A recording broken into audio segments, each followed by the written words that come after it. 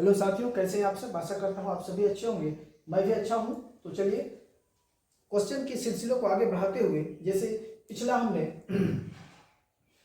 12th physics NCERT के numerical को लेकर के आगे बढ़ रहे हैं, उसी सिलसिले से जो है हमने 2 चैप्टर कंप्लीट कर लिया है न्यूमेरिकल को लेकर के। एक जो है विद्युत तथा उसके क्षेत्र, और दूसरा जो था स्थिर विद्युतिकी एवं उसकी धारिता। और ये जो है विद्युत धारा चैप्टर है, ये तीसरा है। 3.8 क्वेश्चन हम आज डील आपके सामने करेंगे। जो है 3.8 का जो है मतलब तीसरा चैप्टर, 3 मतलब तीसरा, विद्युत धारा, ठीक है, उसी का जो है आज हम लोग तीसरा बात करेंगे। तो चलिए क्वेश्चन को हम लोग देखते हैं। हो सकता स्क्रीनशॉट ले लीजिएगा। वीडियो कैसी वीडियो आ रही है पता नहीं, मेरी मोबाइल जो है थोड़ा सा कैमरा क्वालिटी थोड़ा कम है, तो आप उसको मैनेज कर लीजिएगा। तो देखिए चलिए क्या कहता है कि निक्रोम का एक तापन अवयव 230 वोल्ट की सप्लाई से संयोजित है। कहता है निक्रोम का एक तापन अवयव 230 वोल्ट की सप्लाई से संयोजित है। मतलब निक्रोम का एक तापन अवयव मतलब उसको तार ही समझ जाओ। निक्रोम का कोई तार है जिसको 230 वोल्ट की सप्लाई से जो है उसको जोड़ दिया गया है, और 3.2 एम्पियर की प्रारंभिक धारा प्रवाहित हो रही है, जो कुछ सेकंड में 2.8 एम्पियर पर अस्थायी हो जाता है ना। जो कुछ सेकंड चलता है और कुछ सेकंड के बाद जो है वो 2.8 धारा उस पर जो है लगातार बढ़ने लगता है ना। शुरू में कितना प्रारंभिक 3.8 धारा उसको दिया जाता है, उस तार पर सप्लाई दिया जाता है और धारा बहने लगता है, सॉरी 3.2 एम्पियर का धारा बहने लगता है। जब 230 वोल्ट की बैटरी या कोई ऐसे स्रोत से जो है उसको जोड़ देते हैं तो इतना धारा बहने लगता है। कुछ सेकंड के बाद 2.8 एम्पियर की धारा स्थायी हो जाता है। यदि कमरे की ताप 27.0 डिग्री सेल्सियस है तो तापन अवयव की स्थायी ताप क्या होगा। मतलब एक जो है क्या बोलते हैं, तार पर, निक्रोम के तार पर जो एक कांस्टेंट वे में कितना धारा प्रभावित होगी उसको जो है ये पूछ रहा है। यदि दिए गए ताप परिसर में निक्रोम का औसत प्रतिरोध का ताप गुणांक है ना, दिया हुआ है ये 1.70 गुना 10⁻⁻0 डिग्री पर कूलम है। ये जो है आपका दिया गया है, जो निक्रोम का प्रतिरोधक गुणांक जो है ये आपका दिया हुआ है। हर क्वेश्चन में इस तरह का दिया होगा। अगर कोई पदार्थ दिया हुआ है पर्टिकुलर दे करके, पदार्थ में कहेगा कि जो है इसका ये निकालने के लिए, तो उस पदार्थ का जो है गुणांक आपको दिया हुआ रहेगा। ये कांस्टेंट चीज है। तो चलिए इसमें जितने भी बातें बताने, हर क्वेश्चन की तरह जो है इस क्वेश्चन में भी जितनी सारी बातें आपको बतानी रहती है उसको हम पूरी बोर्ड में लिख करके पहले हम रख लेते हैं, ताकि जो है आपको समझाने के दरमियान, ये टॉपिक समझाने के दरमियान आप कोई बात छूट ना जाए। इसलिए जो है हम पहले आपका सारी बातों को यहाँ पर बोर्ड में लिख लेते हैं। तो चलिए देखते हैं क्वेश्चन के अकॉर्डिंग क्या क्या बातें आपको समझना। ये टॉपिक बहुत ही महत्वपूर्ण है, क्योंकि इसी टॉपिक में हम समझेंगे कि ताप परिवर्तन का सूत्र क्या होता है। ताप परिवर्तन का सूत्र बहुत ही महत्वपूर्ण टॉपिक है आपको जानने के लिए, और परीक्षा के पॉइंट ऑफ व्यू से भी जो है बहुत महत्वपूर्ण है। तो चलिए हम लोग देखते हैं ये क्वेश्चन को कैसे डील करते हैं। तो प्रारंभिक प्रतिरोध इसको निकालना है, क्योंकि यह ताप परिवर्तन, देखिए एक चीज क्या कह रहा है कि जब किसी चालक पदार्थ पर उसको जो है किसी स्रोत आवेश से जोड़ देते हैं तो उसमें धारा प्रवाहित होने लगती है ना। धारा प्रवाहित होने, विभवांतर के कारण दोनों टर्मिनल का जो है, कोई मान ली बैटरी से जोड़ दिया तो प्लस माइनस टर्मिनल होता है, तो वो दोनों के विभवांतर ही जो है आपका के बदौलत ही जो है धारा प्रभावित होता है किसी चालक पर, है ना। तो उसी को जो है जब किसी धारा इतना जब 230 वोल्ट की सप्लाई से जोड़ देते हैं तो पहले जो है प्रारंभिक धारा क्वेश्चन में दिया हुआ 3.2 एम्पियर है, ठीक है। इसके बाद वो चलने लगता है, कुछ सेकंड के बाद जो है घट करके 2.8 एम्पियर पर रुक जाता है, ठीक है। तो देखिए जब किसी चालक तार पर जो है आवेश देते हैं या उसको किसी स्रोत आवेश से जोड़ देते हैं तो जो है उस पर जो चालक होता है ना, वो कंडक्टर, वो चालक पर जो है इलेक्ट्रॉन जो मौजूद रहता है, तो इलेक्ट्रॉन की गति ही जो धारा को बढ़ाती है और घटाती है। तो जब हम लोग वोल्टेज से जोड़ देते हैं किसी तार को, किसी बैटरी से या किसी करंट से या किसी आवेश स्रोत से जोड़ देते हैं, तो उसमें जो है इलेक्ट्रॉन को एक तरह से धक्का देने लगता है। उस पर मौजूद, जैसे चालक में जो मौजूद इलेक्ट्रॉन रहता है उसको धक्का देने लगता है, और धक्का देने के बाद जो है वो इलेक्ट्रॉनों के बीच जो गैप रहता है उस गैप को भरते हुए ऊर्जा क्षय होते हुए, गैप भरते हुए धीरे धीरे धीरे धीरे धीरे धीरे जो है वो इलेक्ट्रॉन एक जगह से दूसरे जगह धक्का देते हुए, टक्कर करते हुए जो है वो धीरे धीरे बढ़ता है, और बढ़ते बढ़ते बढ़ते बढ़ते ही एक धारा ले लेता है, तो हम लोग बोलते हैं कि ये इस पर जो है धारा प्रभावित हो गया, वही धारा है। ठीक है, तो ये आप लोग समझ गए। तो कहता है कि जब प्रारंभिक प्रतिरोध, रेसिस्टेंट मतलब प्रतिरोध मतलब क्या होता है कि वो धारा का विरोध करता है, धारा की गति का जो विरोध करता है उसी को प्रतिरोध कहते हैं। मान लिया आप इधर से जा रहे हैं, इधर से करंट जा रहा है और कुछ इलेक्ट्रॉन जैसे चालक है, आपको हम समझा रहे हैं, समझने की कोशिश कीजिएगा। मान लिया देखिए, मान लिया एक तार है, ये तार है ना, तो इसमें असंख्य मतलब इलेक्ट्रॉन है, परमाणु है ना, परमाणु में इलेक्ट्रॉन रहता है और नाभिक में जो है प्रोटॉन और न्यूट्रॉन रहता है, ये सभी को आपको पता ही है।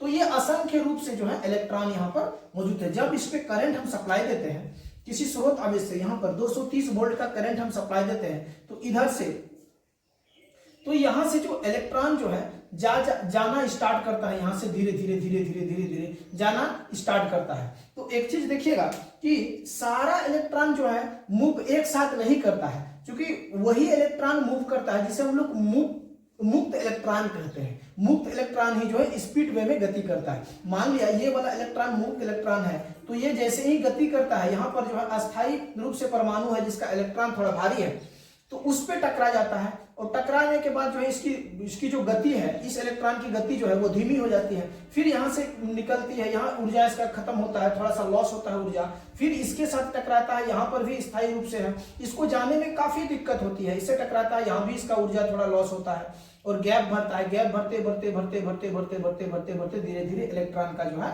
मूव होता है, इसको ड्रिफ्ट वेलोसिटी कहते हैं। तो ड्रिफ्ट वेलोसिटी का कॉन्सेप्ट हम यहाँ पे नहीं, अगले क्वेश्चन पे बात करेंगे। तो ये जो है धीरे धीरे धीरे धीरे चलता है। तो जब हम इसको ज्यादा करंट देंगे तो इसका जो है ना प्रतिरोध का मतलब क्या है, यही जो धक्का देकर के इसकी धारा का जो है अवरुद्ध करता है ना, विरोध करता है, इसकी धारा का जो विरोध करता है, ये सब जो इलेक्ट्रॉन यहाँ पर जो है ये या परमाणु जो भी कहिए, इसको जो है मुक्त इलेक्ट्रॉन को बहने नहीं देता है। मुक्त इलेक्ट्रॉन, सब इलेक्ट्रॉन जो है नहीं बहता है। देखिए आप मान लीजिए कलम है, तो कलम में भी चूंकि परमाणु है, कलम भी एक परमाणु से बना हुआ है, अब परमाणु है तो भाई इसमें भी इलेक्ट्रॉन है, लेकिन जो है इस पर अगर हम किसी स्रोत आवेश से जोड़ देंगे तो क्या इसमें धारा प्रभावित होगा? ये तो चालक नहीं है, ये तो कुचालक है ना, ये तो इंसुलेटर है, ये तो कंडक्टर नहीं है, तो क्यों नहीं हो रहा जबकि इसमें भी इलेक्ट्रॉन है, इसमें भी इलेक्ट्रॉन है, तो क्यों नहीं इसमें करंट सप्लाई हो रहा है? तो हम यही जानिए कि इसमें मुक्त इलेक्ट्रॉन की कमी है, इसमें मुक्त इलेक्ट्रॉन नहीं है, और जिसमें मुक्त इलेक्ट्रॉन है उस पर धारा जो है सुगमता से प्रभावित होता है। आप लोग इतना कंसेप्ट अच्छे से समझ गए। जब हम इसका डेरिवेशन करवाएंगे तो काफी अच्छा लेक्चर वहां पर आपको जो है विद्युत धारा को लेकर के हम आपको समझाने वाले हैं। तो चैनल को सब्सक्राइब वगैरह कर दीजिएगा, जैसे ही हम वीडियो डालेंगे तो आप उससे लाभान्वित हो जाइएगा और जो है विद्युत धारा को अच्छे से आप समझ जाइएगा, है ना। तो सबसे पहले आपको जो है प्रतिरोध निकालना होगा। तो प्रतिरोध समझ गए, धारा की जो है बहने की दिशा, जो धारा का बहाव का विरोध जो करता है उसी को प्रतिरोध करते हैं। तो ओम के नियम से प्रतिरोध तो हम लोग जानते हैं, ये तो 9-10 से 8-9-10 से ही स्टार्ट हो जाता है ओम के नियम, V = IR, है ना। ये ओम के नियम से आपका वोल्टेज निकाला जाता है और करंट इंटू मतलब धारा, प्रतिरोध, करंट इंटू प्रतिरोध। तो V बराबर आपका दिया हुआ है, V मतलब आवृत्ति वोल्टेज 230 वोल्ट से जोड़ा जाता है, और जो है I मतलब जो है प्रारंभिक धारा कितना था 2 × A, तो 3 × 2 एम्पियर धारा, और फिर जो है R0 जो रेसिस्टेंट होता है, प्रारंभिक रेसिस्टेंट। अब ये यही प्रारंभिक रेसिस्टेंट को हम लोग निकालेंगे जब तापमान 27 डिग्री सेल्सियस पर जो रूम टेम्परेचर पर है। तो ये हम लोग पहले रेसिस्टेंट लिखेंगे, पहली जो धारा जाता है तो उसको कितना जो है रेसिस्टेंट का सामना करना पड़ता है, उसकी धारा के विरुद्ध जो काम होता है उस कितना विरोध मतलब विरोधी का झेलना पड़ता है, उसको हम लोग पहले देखेंगे। उसकी प्रतिरोध क्या है, तो सबसे पहले प्रतिरोध निकाल लिए, तो इसी से हम लोग जो पुट कर दिए वैल्यू, इसका वैल्यू पुट कर दिए, तो ये 71.875 ओम की जो है ये प्रतिरोध जो है आपका शुरू में लगता है जब धारा 3.2 एम्पियर का प्रभावित हो रहा है उस टाइम। और फिर जब इतना हो गया। फिर स्थिर अवस्था में प्रतिरोध, फिर जब कुछ सेकंड के बाद वो स्थिर हो जाता है और 2.8 एम्पियर का धारा स्थायी रूप से बहने लगता है। समझ गए? जब स्थायी रूप से बहने लगता है तो उस समय प्रतिरोध कितना होता है उसको हम निकाल लिए हैं। तो यहाँ पर लिखे हुए हैं स्थिर अवस्था का प्रतिरोध R ज्ञात करें।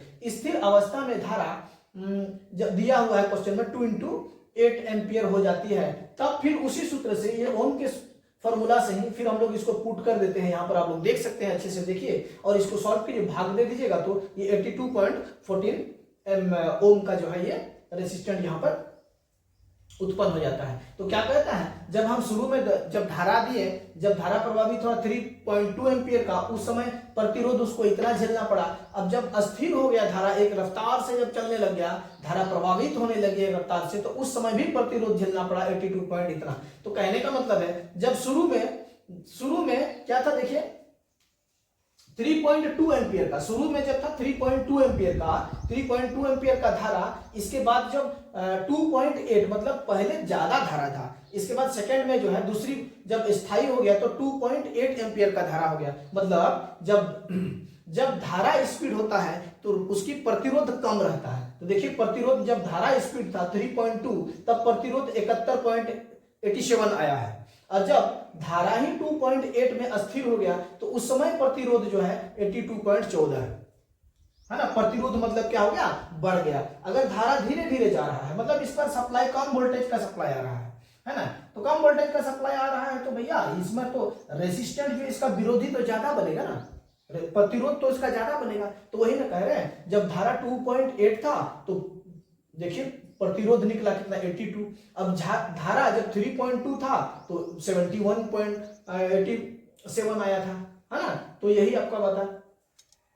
तो इसी में ताप परिवर्तन का सूत्र का प्रयोग करें। तो बोल रहा है कि ताप परिवर्तन का सूत्र क्या होता है, ये जो टेम्परेचर का परिवर्तन क्या होता है उसको हम लोग निकालते हैं। तो ये आप लोग देख लीजिएगा, ताप परिवर्तन का सूत्र जो है क्या है, यहाँ पर हम लिख दिए हैं, आप लोग देख लीजिएगा, इसको कॉपी में अच्छे से लिख लीजिएगा। और इसी के विषय में यहाँ पर पूरा लिख दिए हैं, जहां R बराबर 82.1, ये R जो दिया है, अभी R जो आया इसको हम लोग यहाँ लिख दिए हैं, इसी का वैल्यू ये है। फिर R0 जो प्रारंभिक धारा, ये अंतिम धारा इतना हो गया, अंतिम धारा यही रह गया। इसको प्रारंभिक धारा भी, ये प्रारंभ में धारा था, है ना, सॉरी प्रतिरोध, प्रारंभिक प्रतिरोध ये था, अंतिम प्रतिरोध ये था। तो इसको हम लोग इसको अंतिम प्रतिरोध बोलते हैं, अंतिम प्रतिरोध वाला। इसी यही सूत्र में जो है ये ताप परिवर्तन का सूत्र में सेट कर दिया। ताप परिवर्तन का सूत्र ये होता है, और ये इसको अल्फा को हम लोग क्या कहते हैं, ये दिया हुआ है, ये जो प्रतिरोधकता का गुणांक जो है यहाँ पर दिया हुआ है, अल्फा का वैल्यू ये दिया हुआ है। dt मतलब ताप वृद्धि 70 डिग्री सेल्सियस से वृद्धि हो रहा है ना, 27 डिग्री सॉरी। तो अब जो है इसी फॉर्मूला पर मान वैल्यू पुट कर दिए हैं, पूरी तरह से इसी फॉर्मूला पर वैल्यू पुट कर दिए हैं, समझ गए ना। तो ये जो है आपका 82 R मतलब कितना आया 82.14, तो R के जगह इतना लिखे, फिर बराबर R0, इसको प्रारंभिक प्रतिरोध जो है 71.87, तो इसको यहाँ लिख दिए 1, तो 1 रह गया। अल्फा का मान यहाँ क्वेश्चन में दिया हुआ है तो हमने लिख दिया है, उसी का मान वैल्यू पुट कर दिया। और dt ही निकालना है। ताप परिवर्तन जो है, ताप परिवर्तन कितना होता है, मतलब डेल्टा टी छोटा सा परिवर्तन हम लोग यहाँ पे देखेंगे, इसके बाद पूरा को जो है इंटीग्रेट करके बड़ा परिवर्तन को लिखा जाएगा। हाँ, तो चूंकि इसको सॉल्व करके दोनों तरफ R0 से भाग करना है, तो R0 का वैल्यू कितना है, R0 का 71.87, तो दोनों तरफ इधर भी 71.85 से बराबर के उस साइड भी भाग दिए और बराबर के इस साइड भी भाग दिए। तो जैसे ही बराबर के इस साइड वाला भाग दिए तो ये 71.87 ये दोनों कट गया, यही बच गया, है ना। फिर जो है ये 1 ये दोनों को डिवाइड कर दिए तो इतना आ गया, ये दोनों को डिवाइड किए तो इतना आ गया। फिर इस 1 को मैंने इस साइड कर दिया माइनस करके, चूंकि इधर प्लस है तो उधर जब ले जाएंगे तो माइनस हो गया, है ना, माइनस हो गया। तो 0.1427 जो है ये आपका आ गया। और dt, जब dt निकालेंगे तो इसको जो है dt के नीचे सॉल्यूशन करके जो है इधर बटे में दे दिए, और इसको भाग करने पर जो है 839.4 अंगस्टम डिग्री सेल्सियस जो है इतना dt, मैंने छोटा सा टेम्परेचर परिवर्तन जो है इतना आ गया। अब T को चूंकि निकालेंगे तो T में अब 27 को भी जोड़ देंगे, क्योंकि 27 में पहले भी तो टोटल टेम्परेचर जिसको हम लोग बोल सकते हैं, तो 27 प्लस इतना, ये छोटा सा टेम्परेचर और टोटल टेम्परेचर जो है टोटल 27 डिग्री, तो टोटल दोनों को जोड़ दिए तो टोटल टेम्परेचर आ गया। तो एनसीईआरटी का ये आंसर आपका जो है मिल गया। ये जो है 3.8 क्वेश्चन का एनसीईआरटी क्वेश्चन आपका मिल गया। ठीक है, तो यहां पर हम कुछ बिंदु को एक्स्ट्रा में लिखे हैं जो आपको ध्यान में रखना है। क्या रखना है? टेम्परेचर को लेकर के प्रतिरोध या टेम्परेचर या रेसिस्टेंट का, हाँ रेसिस्टेंट हुआ प्रतिरोध, टेम्परेचर, और जो है आपका कंडक्टर और इंसुलेटर वगैरह में किस टाइप का संबंध होता है उसको हम अब यहाँ पे दिखाते हैं। तो देखिए, तापमान बढ़ने पर कंडक्टर का परमाणु ज्यादा तेजी से कंपन करता है। तापमान अगर बढ़ जाता है, टेम्परेचर अगर बढ़ जाता है, किसी भी कंडक्टर का टेम्परेचर बढ़ जाता है तो उस पर मौजूद जो इलेक्ट्रॉन होता है वो ज्यादा जोर से कंपित होने लगता है और जो है वो अपनी धारा में प्रभावित होने लग जाती है तापमान बढ़ने पर। इसमें मुक्त इलेक्ट्रॉनों का आसानी से गुजरना मुश्किल हो जाता है। इससे जो है मुक्त इलेक्ट्रॉनों का आसानी से गुजरना मुश्किल हो जाता है। कहने का मतलब है जैसे ही हम ये कंडक्टर पर किसी स्रोत आवेश से जोड़ देते हैं तो इसमें मौजूद इलेक्ट्रॉन जो है कंपित होने लगता है ना, तो कंपने लगता है, माने कंपन इस पर ज्यादा होने लगता है। ज्यादा होने लगता है तो भाई जो मुक्त इलेक्ट्रॉन है इससे गुजरने में क्या होता है, एक दूसरे से टकराव हो जाता है, रास्ता पूरा भीड़ भाड़ हो जाता है, एक दूसरे इधर उधर मुक्त होता है तो मुक्त इलेक्ट्रॉन गुजरने नहीं देता है ना, तो उसको मुश्किल हो जाता है। तो क्या होता है, रेसिस्टेंट बढ़ जाता है। इसीलिए कंडक्टर का प्रतिरोध बढ़ता जाता है। यहाँ लिख दे, इसीलिए कंडक्टर का प्रतिरोध बढ़ता जाता है जब उसका टेम्परेचर ज्यादा होता है। याद रखिएगा, किसी भी कंडक्टर का टेम्परेचर अगर ज्यादा होता है तो प्रतिरोध जो है उसका कम होने लगता है ना, प्रतिरोध जो है सॉरी, इसीलिए कंडक्टर का प्रतिरोध बढ़ने लगता है। प्रतिरोध जो है ज्यादा रेसिस्टेंट है, कंपन होने लगता है ना, तो प्रतिरोध बढ़ गया, ज्यादा विरोधी हो रहा है, जा नहीं पा रहा है। अब देखिए, प्रतिरोध और तापमान के बीच संबंध अलग अलग सामग्री के लिए अलग अलग होता है। फिर से यहां समझिए, प्रतिरोध और तापमान के बीच संबंध अलग अलग सामग्री के लिए अलग अलग होता है। अब इंसुलेटर, यहां पर हम लोग देखे कंडक्टर, अब यहाँ इंसुलेटर को देखते हैं। इंसुलेटर मतलब कुचालक पदार्थ, कुचालक, अर्धचालक, जो भी गैर धातु जो भी बोलिए। तो इंसुलेटर में तापमान कम होने पर प्रतिरोधकता बढ़ जाती है। इंसुलेटर में तापमान कम अगर रहेगा तो प्रतिरोधकता बढ़ जाएगा। अगर मान लीजिए कि तापमान क्यों ज्यादा होता है, इलेक्ट्रॉन जो है एक दूसरे से टक्कर करता है, टकराता है ना, कंपन होने के दरमियान जो टकराता है, टकराने के बाद कुछ ऊर्जा जो है वहां पर खो देता है, और वही ऊर्जा बढ़ते बढ़ते बढ़ते बढ़ते जो है चालक गर्म हो जाता है, हीट हो जाता है। तो वही कारण इंसुलेट और जो है तापमान बढ़ जाता है। इंसुलेटर में तापमान कम होने पर प्रतिरोधकता बढ़ जाती है। अर्धचालकों में तापमान बढ़ने के साथ प्रतिरोध घटता है। अर्धचालक में तापमान बढ़ने के साथ प्रतिरोध घटता है। गैर धातु में तापमान बढ़ने के साथ प्रतिरोधकता घातीय रूप से कम होता है। माने गैर धातु जैसे कुचालक पदार्थ को लेते हैं, अगर तापमान बढ़ने के साथ अगर बढ़ाते हैं तो प्रतिरोधकता घातीय रूप से कम होता है। तापमान अगर बढ़ाते हैं, जैसे मान लिया शुरू में कोई चालक का आपका 100 एम्पियर का धारा है इसमें, ठीक है, सॉरी 100 एम्पियर का 100 ओम का जो है प्रतिरोध है। अगर इसको हम पूरा तापमान बढ़ा देंगे तो ये घातीय रूप से कम होने लगता है रेसिस्टेंट। कितना ओम, इसका 50 ओम हो जाएगा, फिर ये घट करके 25 ओम हो जाएगा, फिर ये घट करके 12.5 ओम हो जाएगा, फिर 6.25 ओम हो जाएगा। ऐसे जो है घातीय रूप से जो है 50% कम हो गया, फिर उसका 50% कम हो गया, फिर उसका 50% कम हो गया। तो यही कहने का मतलब है कि गैर धातुओं में तापमान बढ़ने के साथ प्रतिरोधकता घातीय रूप से कम हो जाता है। तो उम्मीद करते हैं आपको ये कॉन्सेप्ट अच्छा लगा होगा और आप समझ गए होंगे। अगर समझ गए हैं तो वीडियो को सब्सक्राइब भी कर दीजिए चैनल को, और वीडियो को जो है एक शेयर भी कर दीजिए, लाइक कमेंट भर भर के कीजिए, ताकि हमको मोटिवेशन मिले और हम मोटिवेट हो जाए और इसी तरह के जो है आपको वीडियो प्रोवाइड करते रहें। इसी के साथ धन्यवाद।